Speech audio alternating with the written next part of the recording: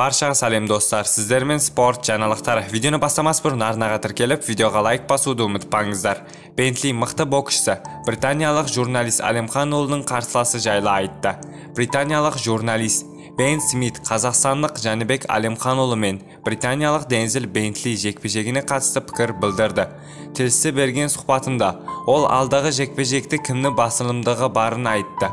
Bu кездесу 12-қараша Las-Vegas'tағы Palmas Casino Resort кешенінде өтеді. Бұл жақсы айқас болмақ. Bentley мықты боксшысы. Ол титулды кездесуге лайық. Ол Алимхан ұлыны бәсеке көрсете алады. Дегенмен оған оңай соқпайды. Қазақстандық боксшы қолына не келетінін көрсетті. Ол әлем чемпионы және фаворит. Ол техникасы мен шеберлігі арқасында Bentley'ді нокаутпен жеңе алады. Бірақ бір жағынан Дензел оңай беріле салу үшін айқаспайды.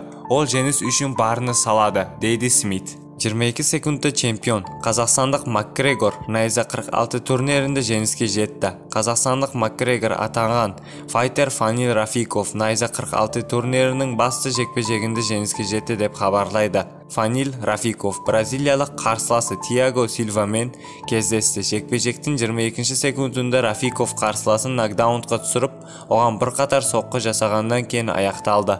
Рафиков үшін бұл найза лигасындағы 6-шы жекпе-жек, 3-ші жеңісі. Былтыр Қатар маусымында аралығында павлодарлық файтер жеңіл салмақты чемпион болды. Сіздермен спорт жаңалықтары болды. Арнаға тіркеліп, видеоға лайк басуды ұмытпаңыздар. Ең соңғы жаңалықтар тек қана бізде болады.